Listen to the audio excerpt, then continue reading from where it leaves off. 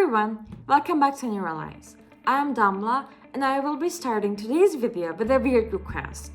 I want you to start by closing your eyes and letting me guide you through an imaginary scenario.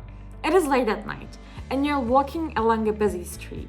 You had dinner with your friends that night and now you're trying to go home because it's getting pretty late. The sounds of traffic, the metro, stray animals on the street, and the voices of a group of teenagers at the park are all around you. Then suddenly, you realize someone is calling your name with a voice that sounds familiar. You immediately turn around and see that it is your cousin whom you haven't seen in years.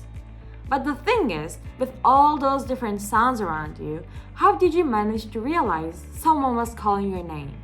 And how did you recognize that voice? Well, if I managed to get your attention, then let's dive in.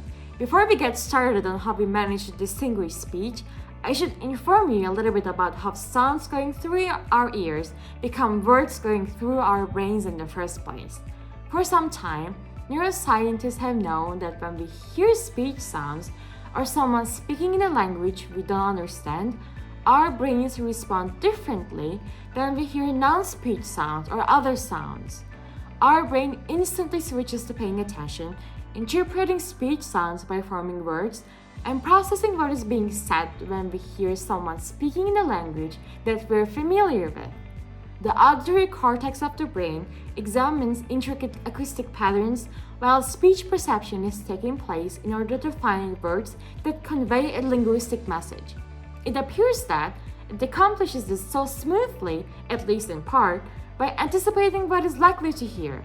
The brain can make this prediction by being familiar with the most common sounds used in signal language.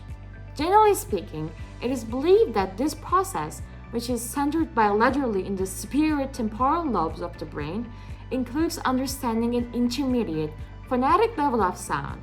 So even after we successfully interpret speech into meaningful words, how on earth do we recognize our loved ones in environments full of sounds? Speech is defined by two features, the speaker's voice and the actual linguistic content, which includes the sound of speech. According to research, the brain, more specifically the auditory cortex, may adjust to what a person wants to hear. It either focuses on the sound of speech or the speaker's voice. Different speakers can make the same sentence sound significantly different, and these acoustic variations allow us to associate speech with particular people and identify one another by voice. Additionally, adjusting the features of one's voice might help one adapt to a certain situation, such as whispering in a quiet setting. To grasp what has been said and to extract meaning, it is necessary to eliminate speaker variability both within and between speakers.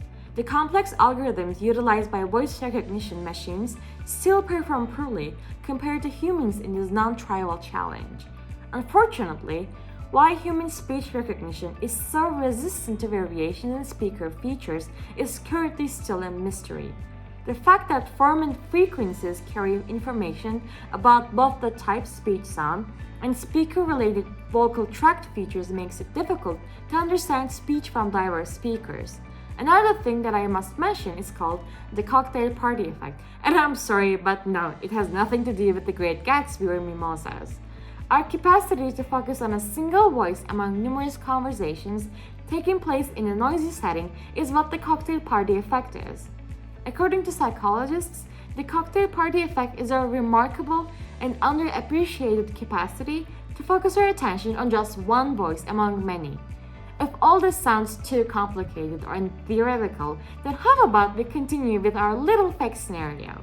Just imagine that you're at a New Year's party and your room is crowded with hundreds of other people.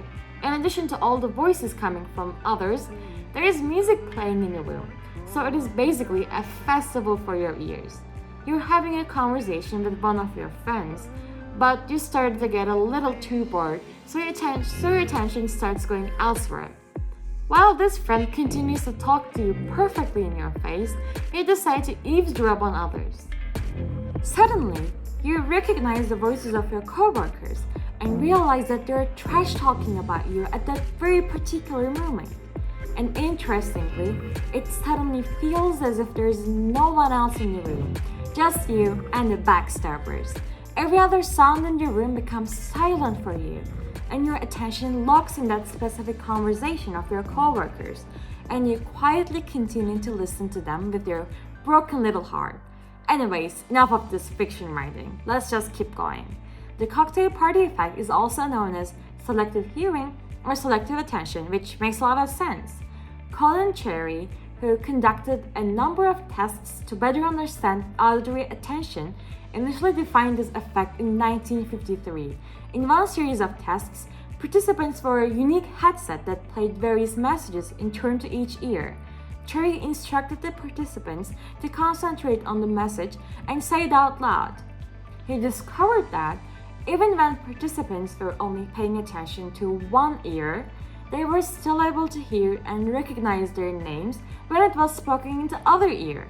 Neville Murray's later study in 1959 contributed to these findings, and he came to the conclusion that only subjectively significant messages, such as names, would get past this mental concentration wall. Recent studies have shown that not only us humans have this peculiar specialty, but so are the animals in the wilderness. In fact, the key to understanding this phenomena may lie in the studying insects, frogs, and songbirds. And this is all for today. Thank you for watching our video, and it would really help us if you like this video and subscribe to our channel. Bye for now. Hopefully we'll see you later in our following videos.